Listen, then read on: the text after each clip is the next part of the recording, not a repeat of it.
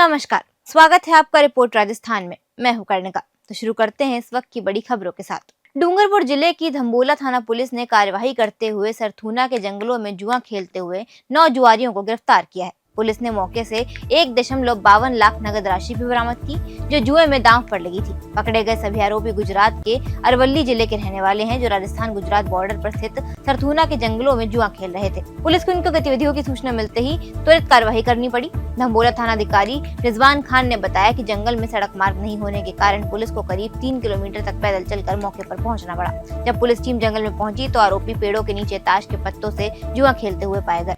Police को देखकर सभी जुआरी भागने लगे, लेकिन पुलिस ने घेराबंदी कर सभी को मौके पर ही दबोच लिया।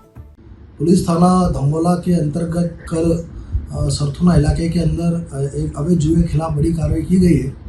जरिए मुखबिर सूचना मिली थी कि सरथूना के जंगलों के अंदर कुछ व्यक्ति बैठ के जुआ खेल रहे हैं, जिसमें पुलिस टीम द्वारा पुलिस उच्च अधिकारी को सूचित करते हुए टीम द्वारा सरथूना के जंगलों में दबिश दी गई। दबिश के दौरान हमें 9 व्यक्ति वहाँ पे जुआ खेलते हुए मिले हैं, जिनसे 1,52,900 रुपये बरामद किए हैं और 8 मोबाइल भी हमने जब्त किए हैं। पुलिस द्वारा कम से कम 3 से 4 किलोमीटर पैदल जाके जंगल के बीच में दबिश दी गई थी और उस कार्रवाई के अंदर आसूचना अधिकारी करण भट्ट का बड़ा महत्वपूर्ण रोल रहा है। उसी की आसूचना में कार्रवाई की गई है। पुलिस ने जो 9 व्यक्ति गिरफ्तार किए गए हैं वो क्रमशः डाया पिता पदमचंद निवासी मेघरज, राजू भाई पिता गोकुल, पाडलिया थाना मेघरज, किरण भाई पिता राम सिंह मेघरज, रमन भाई पिता खेमा भाई मेघरज, प्रतीक भाई हसमुख दोषी मेघरज, जगमेश पिता राजू फाइनेंस मेघरज, फरीद पिता हुसैन मेघरज, जिगर भाई पिता डाया भाई मेघरज, भरत भाई पिता पवन भाई मेघरज को हमने गिरफ्तार किया गया है। इसमें पिता पुत्र भी साथ में बैठ के जुआ खेल रहे थे। पुलिस द्वारा लगातार 1 महीने के अंदर जो अवैध जुए के खिलाफ 3 कार्रवाई की गई और आगे भी इस प्रकार की कार्रवाई जारी रहेगी। सांगौर क्षेत्र में हुई भारी बारिश के बाद टकली बांध से छोड़ा गया पानी अब आमझार की छोटी पुलिया पर से बहने लगा है, जिससे प्रशासन की सारी व्यवस्थाएं चरमराती नजर आ रही हैं। स्थिति बिगड़ने के चलते पुलिया पर से भारी वाहनों की आवाजाही पर पाबंदी लगा दी गई है। कुछ घंटे पहले ही आवागमन शुरू किया गया था, लेकिन बढ़ते जलस्तर के कारण अब दोबारा रोक लगानी पड़ी। पुलिया पर पानी बहने से भारी वाहन अब उस रास्ते से नहीं निकल सकते, जिससे चलते बपावर मेगा हाईवे पर वाहनों का दबाव फिर से बढ़ गया है। हाईवे पर जाम की स्थिति बन गई है और यातायात बाधित हो रहा है। राज्य सरकार की महत्वाकांक्षी योजना हरियालो राजस्थान के तहत बानसूर कस्बे में वृक्षारोपण कार्यक्रम का आयोजन किया गया। इस अवसर पर अस्पताल के पूर्व मुख्य चिकित्सा अधिकारी डॉक्टर डी.आर. यादव की पहल पर निःशुल्क नेत्र जांच शिविर एवं रक्तदान शिविर का भी आयोजन किया गया। Doctor DR. यादव ने कहा कि आज की युवा पीढ़ी मोबाइल के अत्यधिक उपयोग से आंखों की समस्या से जूझ रही है। वहीं बुजुर्गों को भी नेत्र संबंधी परेशानियों का सामना करना पड़ रहा है। इसे देखते हुए नेत्र शिविर का आयोजन किया गया है। साथ ही राज्य सरकार के हरियालो राजस्थान अभियान के तहत हमने 50 से अधिक पौधे लगाने का संकल्प लिया है। इससे आने वाली पीढ़ियों को स्वच्छ और हरा भरा वातावरण मिलेगा। प्रजापिता ब्रह्म कुमारी ईश्वरीय विश्वविद्यालय सेवा केंद्र टिब्बी में शनिवार को श्री कृष्ण जन्माष्टमी महोत्सव आध्यात्मिक उल्लास के साथ मनाया गया।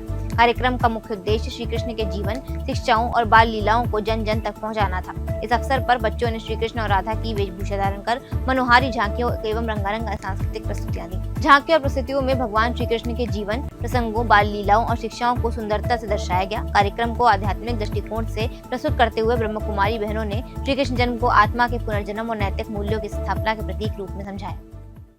श्री कृष्ण जन्माष्टमी का पर्व नागौर में श्रद्धा और उल्लास के साथ मनाया गया। श्री गोपीनाथ मंदिर में मध्य रात्रि तक श्रद्धालुओं की आवाजाही बनी रही। मंदिर को फूलों, रंगोलियों और गुब्बारों से आकर्षक रूप से सजाया गया। भगवान कृष्ण सहित अन्य देवी देवताओं की भव्य झांकियां सजाई गईं। वहीं श्रद्धालुओं ने भगवान श्री कृष्ण की प्रतिमा का पंचामृत से अभिषेक कर पूजन किया। ढोल नगाड़ों की थाप पर नंद के घर आनंद भयो के जयकारों के साथ महाआरती की गई। श्री गोपीनाथ मंदिर में अग्नि, पृथ्वी, ब्रह्मोस, आकाश मिसाइल, भारत का प्रसिद्ध राफेल फाइटर जेट और ऑपरेशन सिंदूर की झांकी विशेष आकर्षण का केंद्र बनी। दर्शकों ने इन झांकियों की खूब सराहना की। केंद्रीय वन एवं पर्यावरण मंत्री भूपेंद्र यादव ने अपने संसदीय क्षेत्र अलवर के दौरे के दौरान श्री कृष्ण जन्माष्टमी के पावन अवसर पर आयोजित विभिन्न धार्मिक कार्यक्रमों में भाग लिया। रामगढ़ स्थित श्री कृष्ण मंदिर में उन्होंने दही हांडी महोत्सव में आयोजन में भाग लिया और भगवान श्री कृष्ण की पूजा अर्चना कर अलवर की समृद्धि और शांति की कामना की। इस दौरान उन्होंने समाज सेवा में योगदान देने वाले भामाशाहों को सम्मानित भी किया। केंद्रीय मंत्री ने ग्राम पंचायत रामगढ़ में नवस्थापित वाटर कूलर का लोकार्पण किया, जहां ग्रामवासियों ने उनका भव्य स्वागत किया। इसके पश्चात यादव ने पुलिस लाइन रोड स्थित श्री राधा कृष्ण मंदिर धर्मशाला में आयोजित कलश यात्रा को हरी झंडी दिखाकर रवाना किया। यात्रा के दौरान श्रद्धालुओं का उत्साह देखने लायक था। श्री कृष्ण जन्माष्टमी के पावन अवसर पर मंडफिया स्थित श्री सांवलिया जी मंदिर में भक्ति और श्रद्धा का सैलाब उमड़ पड़ा। लाखों श्रद्धालु भगवान श्री कृष्ण के जन्मोत्सव झांकी के दर्शन हेतु मंदिर पहुंचे और रात भर धार्मिक उल्लास में डूबे रहे। जैसे ही घड़ी किन्ने रात 12 बजाए, मंदिर परिसर शंखनाद और जय कन्हैया लाल की के जयकारों से गूंज उठा। ओसरा पुजारी ने भगवान के प्राकट्य की घोषणा के साथ भव्य आरती आरंभ की। रात 12 बजे के आयोजन को लेकर श्रद्धालु शनिवार देर शाम से ही सिंह द्वार पर जुटना शुरू हो गए थे। जैसे ही श्री कृष्ण जन्म की घड़ी आई, श्रद्धालुओं को मंदिर में प्रवेश मिला और वातावरण भक्ति रस से सराबोर हो गया।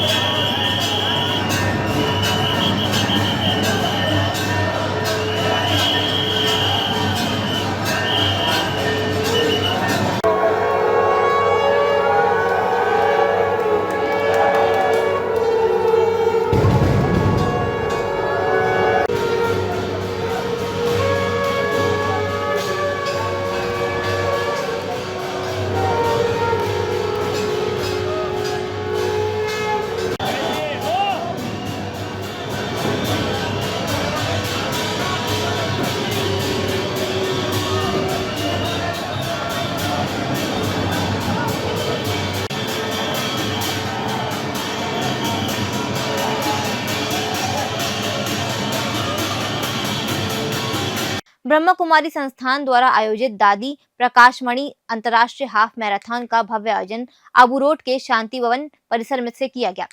ये 22 किलोमीटर लंबी मैराथन माउंट आबू तक आयोजित की गई, जिसमें देश विदेश से आए करीब 3500 धावकों ने भाग लिया। मैराथन को जालौर सिरोही सांसद लुम्बाराम चौधरी, पिंडवाड़ा विधायक समाराम गासरिया, देवदर विधायक मोतीराम कोहली तथा ब्रह्म कुमारी के अतिरिक्त महासचिव बीके करुणा और बीके मृत्युंजय सहित अनेक वरिष्ठ अधिकारियों ने हरी झंडी दिखाकर रवाना किया। समारोह का समापन माउंट आबू के ओम शांति भवन में हुआ, जहां विजेताओं को पुरस्कार प्रदान किए गए। पूरे मार्ग पर वाहनों की आवाजाही बंद रखी गई और पुलिस सुरक्षा के विशेष इंतजाम किए गए।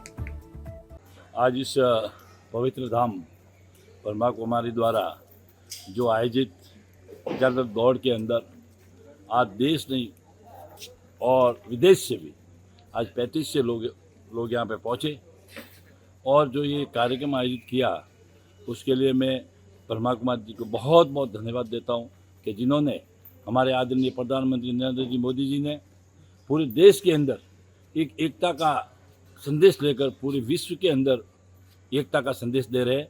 उसी के तहत में आज हमारे यहाँ पे जो ब्रह्मा कुमारी संस्था द्वारा जो एक एकता का संदेश देकर सभी यहाँ एकता को उसी हमारे आदरणीय प्रधानमंत्री नरेंद्र जी मोदी के उसी संदेश को आगे बढ़ाने के लिए जो आज 3500 लोगों की जो मिसाल दौड़ की और उसके अंदर हमें बुलाया, उसके लिए मैं सभी संस्था को हमारी तरफ से और हमारे जालोर सिरोही की जनता की तरफ से बहुत बहुत आभार व्यक्त करता हूँ, बहुत बहुत धन्यवाद देता हूँ। और आबू के श्रृंखला में तलेटी से मैराथन दौड़ शुरू हुई है। मैं ब्रह्म कुमारी संस्था का आभार व्यक्त करता हूं कि हमारे यशस्वी प्रधानमंत्री नरेंद्र भाई मोदी जिन्होंने पूरे विश्व को एकता के सूत्र में बांधने के लिए जो कार्यक्रम रखा है वो यही संदेश देता है कि आज सभी भैया बहन मैराथन दौड़ 21 किलोमीटर तलेटी से आबू पर्वत तक रखा है और शांति प्रिय वहाँ जाएंगे। और वैसे वहाँ सब माउंट आबू पहुँचने पर सबकी जीत है। और मैं आबू पिंडवाड़ा का एमएलए होने के नाते मैं पूरे विश्व भर से पधारे हुए मैराथन के सहभागियों का आभार व्यक्त करता हूं।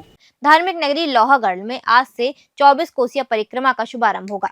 परंपरागत रूप से ठाकुर जी की पालकी के साथ परिक्रमा शुरू की जाएगी। इससे पहले श्रद्धालु सूर्य कुंड में स्नान कर पूजा अर्चना करेंगे, जिसके पश्चात पालकी रवाना होगी। परिक्रमा में बड़ी संख्या में संत, महात्मा, श्रद्धालु और स्थानीय लोग भाग लेंगे। पूरे मार्ग में ठाकुर जी की पालकी के साथ कीर्तन और भजन मंडलियों की उपस्थिति रहेगी। ये धार्मिक आयोजन सोमवती अमावस्या के अवसर पर आयोजित होगा और उसी दिन इसका समापन भी किया जाएगा। इस अवसर पर भव्य मेला भी आयोजित किया जाएगा।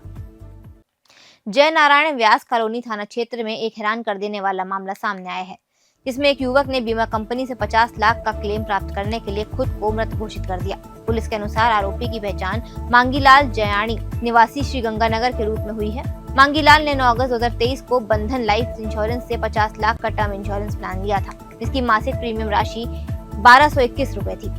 उसने शुरुआत में 2 किस्तें जमा की और फिर 14 अक्टूबर 2023 को बीमा कंपनी को सूचना दी गई कि उसकी मौत दिल का दौरा पड़ने से हो गई है। अपनी कथित मौत को प्रमाणित करने के लिए मांगीलाल ने नगर निगम से फर्जी मृत्यु प्रमाण पत्र और शमशान घाट से दाह संस्कार की जाली रसीद तैयार करवाई। इसके बाद एक परिचित के माध्यम से बीमा क्लेम दायर किया गया। हालांकि दस्तावेजों की जांच के दौरान बीमा कंपनी को संदेह हुआ और जब मामले की जानकारी पुलिस को दी गई तो जांच में पूरा फर्जीवाड़ा उजागर हो गया। पुलिस ने मांगी लाल को गिरफ्तार कर लिया है और उससे पूछताछ जारी है।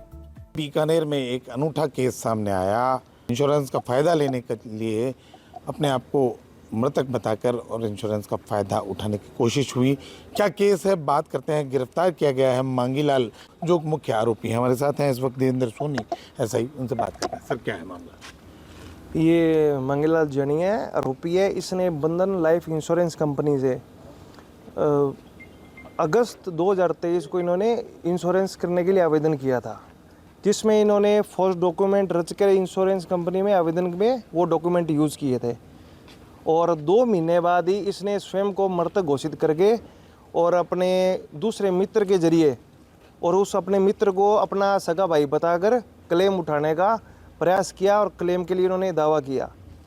और जिसमें बंधन लाइफ इंश्योरेंस बैंक के प्राथमिक जांच में उनको ये लगा कि ये व्यक्ति जीवित है, मरा नहीं है, केस झूठा है, तब इन्होंने मुकदमा दर्ज करवाया है। सारे आधार card, voter card, Jan Aadhaar सभी में इसने फेक एड्रेस यूज करके उनको बढ़ाया और उन्हीं एड्रेस के आधार पर इन्होंने अपना मृत्यु प्रमाण पत्र भी इसने नगर निगम बीकानेर से बना लिया था। आधार अपडेशन करवाया इन्होंने, जन आधार अपना नया बनवाया और अपना वोटर कार्ड भी इन्होंने नया बनवाया।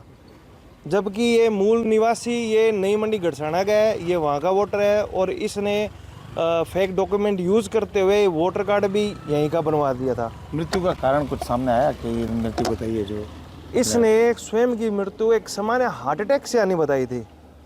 और दाह संस्कार, इसने दाह संस्कार के लिए भी फर्जी डॉक्यूमेंट यूज किए, फर्जी पर्ची यूज की, वो भी कर्मीसर, बीकानेर कर्मीसर में दाह संस्कार हुआ और अब इसको अरेस्ट कर लिया गया। बिल्कुल सर, ये आपके सामने जीवित है, अपराधी है, जिन्होंने 50 लाख का क्लेम उठाने के लिए और शॉर्टकट तरीका कमाई करने के लिए इन्होंने अपना। मुख्य भूमिका की बात करें तो मुख्य भूमिका इसकी खुद की है और इसके कुछ एक साथी भी इसमें इन्वॉल्व थे। इसमें अग्रिम जांच जारी है। अभी हमारी पत्नी, बच्चे? ये अविवाहित है। तो अनुसंधान में ही हमारे ये सामने आया था। पूरी टीम की पूरी टीम थी, पूरी पुलिस टीम हमारे थाने की।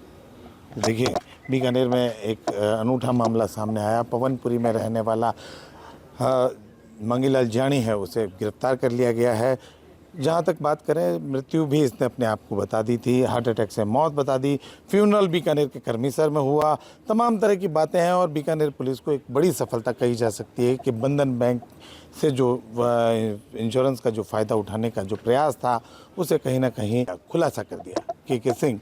डीग जिले में श्री कृष्ण जन्माष्टमी का पर्व धूमधाम और हर्षोल्लास के साथ मनाया गया। इस अवसर पर शहर में और ग्रामीण क्षेत्रों के मंदिरों को गुब्बारों और रंग बिरंगी लाइटों से भव्य रूप से सजाया गया। मंदिरों में फूल बंगले की झांकियों के साथ दिन भर भजन कीर्तन का आयोजन होता रहा। कृष्ण जन्मोत्सव के पावन अवसर पर पूंजरी का लोठा स्थित राधा गोविंद देव मंदिर, श्री गोपाल जी मंदिर, श्री राधा माधव मंदिर, श्री रमण बिहारी जी मंदिर सहित विभिन्न मंदिरों में विशेष कार्यक्रम आयोजित किए गए। रात्रि 12 बजे भगवान श्री कृष्ण का जन्म होते ही पंचामृत अभिषेक करवाया गया।